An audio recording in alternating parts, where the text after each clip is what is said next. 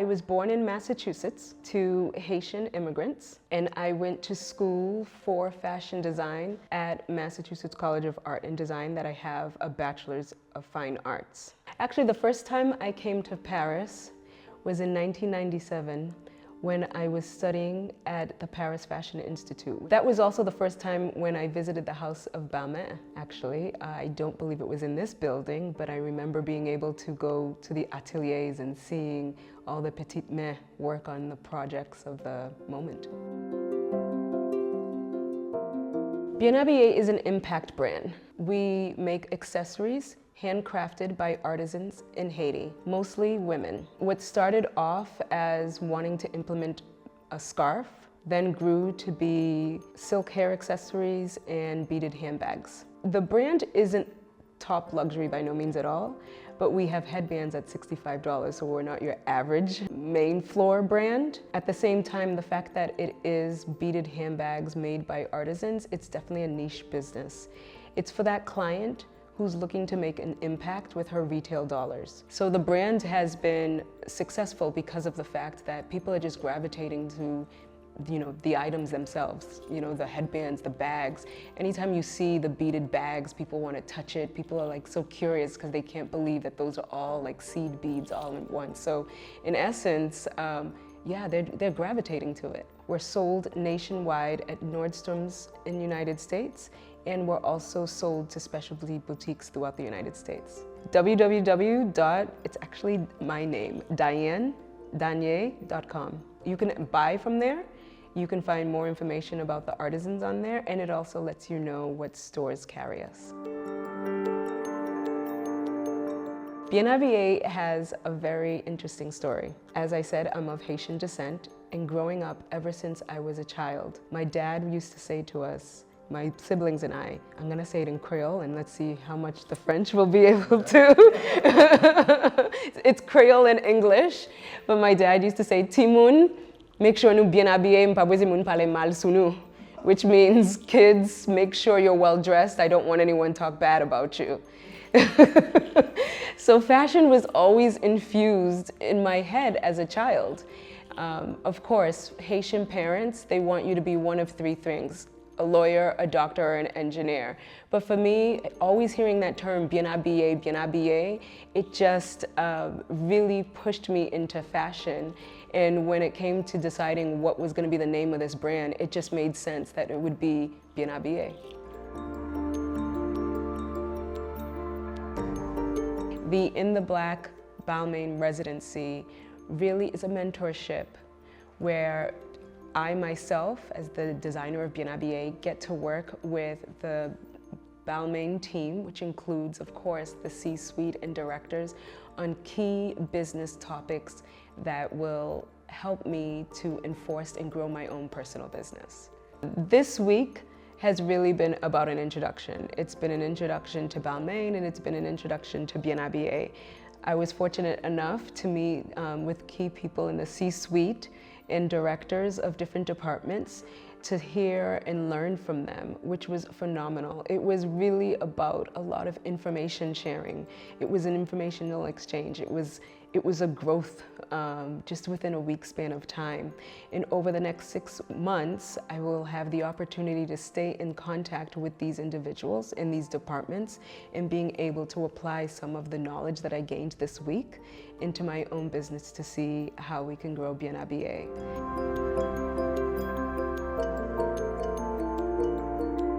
After the earthquake in Haiti, and when people were asking me to come and train the artisans, I thought I was coming down and teaching these artisans from scratch how to bead, embroider, pattern draft, or whatever it may be.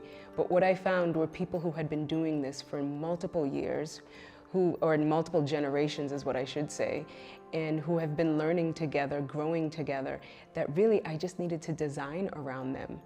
Too often people are always thinking of Haiti and they think of cheap or poor quality. What I found was the complete opposite. It was like a treasure chest for a designer. All I had to do was design and watch as my imagination was coming to life. It reminded me of my own background, my moms, my grandmoms, my godmom, who as women at a young age, they learn these handcraft techniques in school. And so when I saw this being done, it was kind of like a reminiscence of what I grew up with, because I saw the same women, but they weren't related to me, but the same things that my mom, my grandmom, and my godmother used to do. You know, my aunts, I was watching these women do this, that I was like in awe, you know, in some way. Sometimes I call Haitian embroidery Haitian lace, you know, the same way the French make Chantilly lace, and now Chantilly lace is, I'm sure, done by a machine. Well, if you look at Haitian embroidery, you would almost think it's a lace of its own form. So to me, as a designer, I wanted to be able to share this Haitian artistry with the world, because Haiti is just so full of culture that there's more to it, that the handcraft industry in Haiti is like humongous. You know, we always say there's an artisan in every Haitian in some way, shape, or form. And the world needs to see that. And Bien Abyé is about promoting that.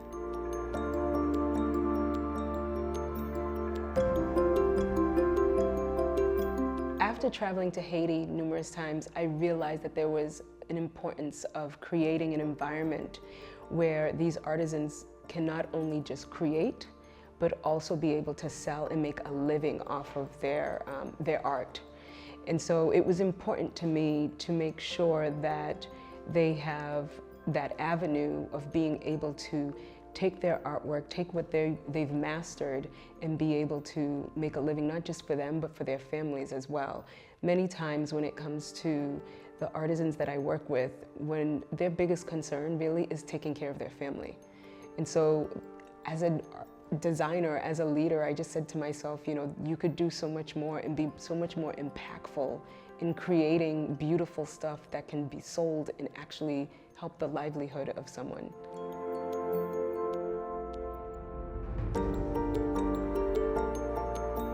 When I first initially started going to Haiti, it was a matter of my profile rising and different organizations coming to me saying, would you come and work with us? At the same time, I'm a part of a larger collective of artisan groups that believe in promoting women artisan groups around the world. Each of these artisan groups have their own distinct story. And of course, to me, the Haiti story is so special because of the fact that, you know, there's always something that seems to be going on, that people find themselves looking at Haiti underneath a different light, in a different scope than what Haiti really is all about. I grew up with this, you know. My parents migrated to the United States in the early 1960s. And ever since then, they've always been giving back. My family was always about giving back. In some essence, it's a part of my DNA, you know, that now I feel like in life, things get passed on, the baton is passed on. And at this stage of my parents' life, they've passed on the baton. And I was fortunate enough to be born and raised in Massachusetts, educated in the United States, and work. So now the time is, you know what, you have an art skill, use that art skill as a designer to be impactful and give back the same way you learn to give back. There's so many. I keep saying I'm gonna write a book one of these days, but I haven't gotten to that point yet. But I will say, you know, there was a time when I was working with an artisan group, and you know, Haiti was going through its own crazy political situation, and I came down to train them. It was actually when I was training them on how to make the headbands. And it was something new. They weren't aware of it, or that they could actually make something like this. And so I told them, all right, I'm here, I trained you, I'll come back. Well, I'll come back, I'm gonna send the goods, you know? And in the midst of running around and wrapping up my day and packing everything up, one of the artisans just turned around and said, Madam Dayanne, and I'm like, yes. And she said, don't forget to send the goods. And when she looked at me, you know, it's like, as an American, sometimes I go down to Haiti and I'm like the Tasmanian devil, where I just, you know, run around the atelier doing what needs to be done, and then it's like next, next, next, next, next. But when she stopped me at that moment and looked in my eye and said, don't forget to send the goods, I knew it was a matter of they need jobs, and she doesn't want me to forget to not send the order. It's COVID that kind of has like limited us for the moment. We're still in the COVID remnants of growth and stability. Where prior to COVID, we actually used to do men's accessories. So we had pocket squares with our silk being made by hand. And of course, because of COVID, everyone went inside, so men are no longer wearing blazers. There was no need for silk pocket squares, but now we're thinking about bringing them back, number one, and this time we're coupling it with cufflinks. And the cufflinks are made in Haiti, and they're also made out of horn, upcycled horn, which is Haiti's full of artisans of so many types, you know what I mean? And materials are constantly being recycled. And so one of the biggest materials recycled is upcycled horn from cow after they've made soup or whatever it may be. And so I had a collection of cufflinks that were upcycled horn, and they are exquisite. The only challenge was that now now that the world is opening back up and men are willing to dress up again, then they can look at cufflinks and silk pocket squares all over again.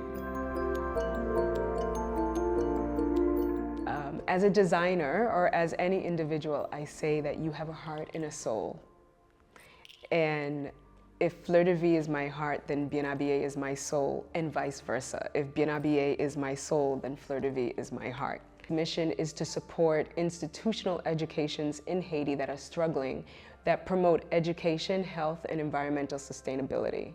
We do this by partnering with existing schools on the ground in Haiti, and we've impacted the lives of over 1,000 kids.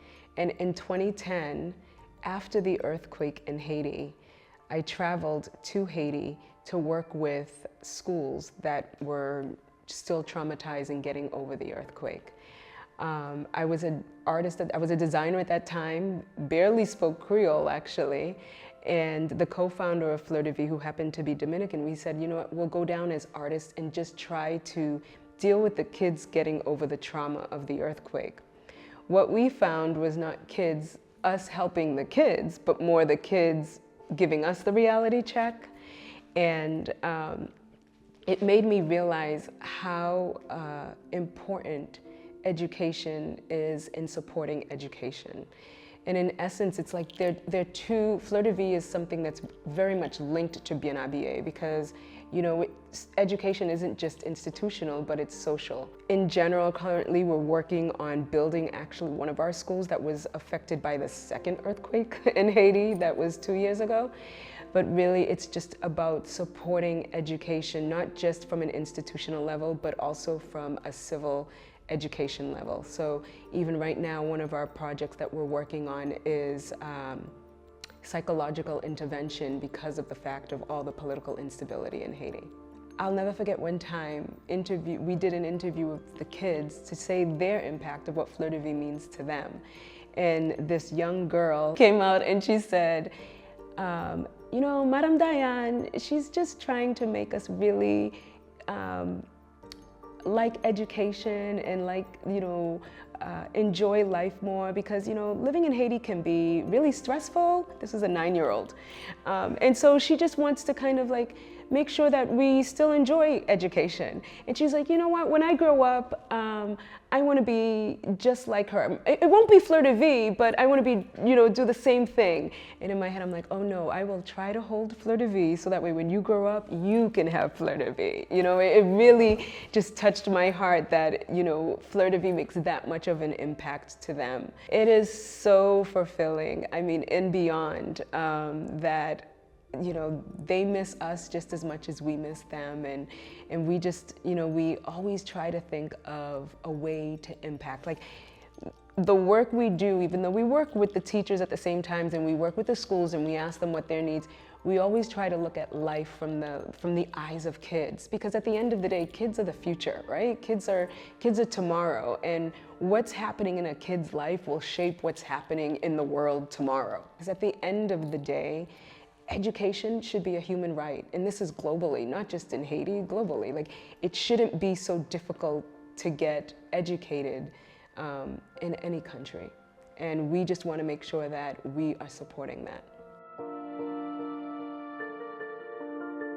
In the Black is an organization that has started ever since June 2020. It is a collective of Black creatives within the fashion industry globally that wants to support and uplift Black creatives. The founder, Victor Glamond, reached out to me in June of 2020 and said, Dayanne, I'm creating a collective of Black designers that I would like you to be a part of. And we are uplifting each other. It's about doing programs and initiatives that will take Black creatives within the fashion industry to the next level. Once I heard that, I said, of course, bring me on board, because again, collectively, we are a lot more empowering than working in such a challenging industry separately on our own. Olivier speaks to how outside impressions can be limited, yet his philosophy of change happens is limitless. I'm touched by our talk and how he made me feel what could be possible for a Haitian woman who founded a company to work with Haitian artisans would be supported by a Parisian fashion house. Working towards making a difference has brought us together. Balmain, In the Black, and Bien Abyé. It's the path to travel and paved the way for others. Fashion gives me, personally, the opportunity to create impactful change in Haiti. As a world, I think it's fabulous where we are. And of course, we're gonna go even further as an industry, because we hear a lot about change from the front of the runway and from the front of the stores. But now I would love to see us see a lot of the change in the back of the stores. We're talking about sustainability, we're talking about different markets as far as, the imaging of brands. But now we need to kind of talk about who's making the product and how can we really change and impact the lives of those who are making the product. So that was one of the reasons why I personally love the fact that with fashion, I can make change in Haiti because of the fact that I'm impacting the lives of my artisans.